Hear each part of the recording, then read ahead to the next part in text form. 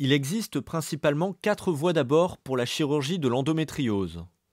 La cœlioscopie, qui est la voie d'abord la plus utilisée, la chirurgie robotique, la voie vaginale qui est plutôt rare, et la chirurgie dite ouverte, appelée laparotomie. La cœlioscopie, c'est la voie d'abord de référence aujourd'hui pour la chirurgie de l'endométriose. La patiente est installée sur le dos, endormie, sous anesthésie générale. L'intervention est réalisée à l'aide de pinces, passées au travers de la paroi à l'aide de dispositifs appelés trocars. Ces trocars se présentent sous la forme de tiges cylindriques creuses. Le ventre est gonflé afin de créer un espace de travail à l'aide de gaz, qui est du dioxyde de carbone. Les trocars sont classiquement posés pour les interventions gynécologiques de la façon suivante. Un trocar d'environ 10-12 mm est positionné autour de l'ombilic et 3 trocars de 5 mm sont disposés à la partie basse du pelvis.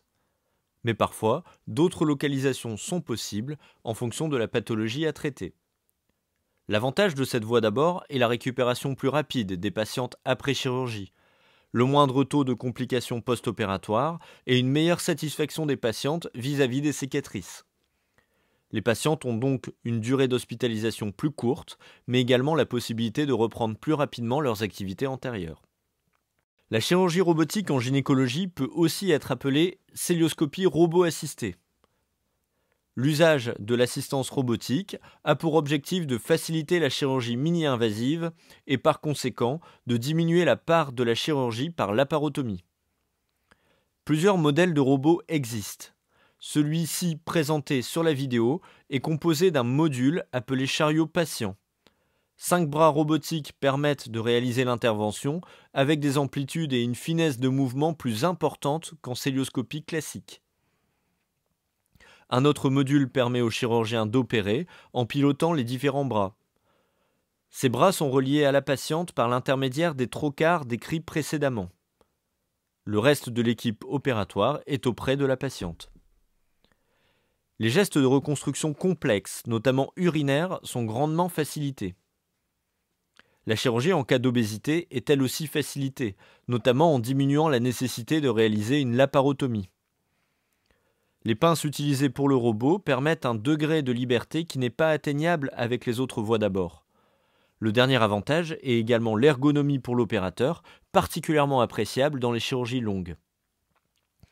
Il est cependant nécessaire de préciser qu'il n'existe pas de supériorité démontrée en 2025 sur la chirurgie robotique par rapport à l'abord cœlioscopique. L'installation et la préparation de la patiente sont en tout point superposables à celles de la chirurgie cœlioscopique. L'abord robotique implique un positionnement de trocar classiquement plus haut que lors d'un abord cœlioscopique classique. Les suites post-opératoires sont similaires à celles de la cœlioscopie.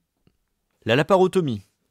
Les rares indications de l'abord ouvert pour la réalisation d'une chirurgie de l'endométriose sont bien sûr les atteintes pariétales ou les rares contre-indications à l'insufflation de CO2 intra-abdominal.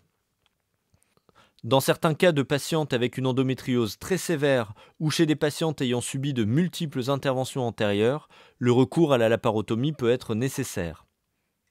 Le type d'incision dépend du type de geste prévu. Celle-ci est le plus souvent transversale et elle est rarement médiane. Parfois, on peut être amené à réaliser ce que l'on appelle une mini-laparotomie, c'est-à-dire réaliser une incision plus courte pour des gestes particuliers, comme la résection digestive par exemple, permettant d'extraire la pièce opératoire. La patiente est positionnée avec les fesses au bord de la table, idéalement avec les jambes mobilisables. Cependant, l'installation peut varier en fonction de la lésion d'endométriose à traiter. La récupération après chirurgie est en général plus longue après laparotomie par rapport à la cœlioscopie. La voie vaginale, celle-ci est moins utilisée car elle ne permet pas une exploration de l'ensemble de la cavité péritonéale de manière fiable, ni le traitement des lésions d'endométriose extra-utérines. Elle permet de traiter néanmoins de manière spécifique certaines atteintes localisées proches de la paroi vaginale.